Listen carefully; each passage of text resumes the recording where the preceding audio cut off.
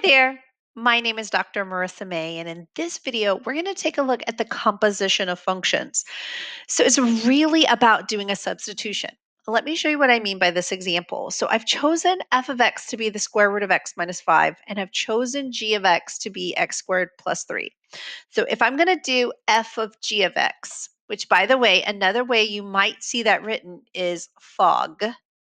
So you might see it f of g of x, but written with this notation. What that means is I'm going to take all of g of x. I'm going to take the x squared plus 3, and I'm going to put it in place of the x in f. So I'm going to take f of x, and which is square root of x minus 5, and I'm going to take the x out, and in its place, I'm going to put what g of x is, x squared plus 3. And so this ends up to be square root of x squared plus 3 minus 5. Now, if I do g of f of x, so another way to write that would be goff, I'm going to do the opposite.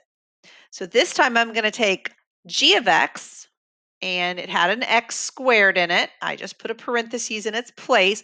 I took the x out, and I left a space where the x was, and I'm going to take all of f of x, and I'm going to put it in there. So that becomes square root of x minus 5 squared plus 3.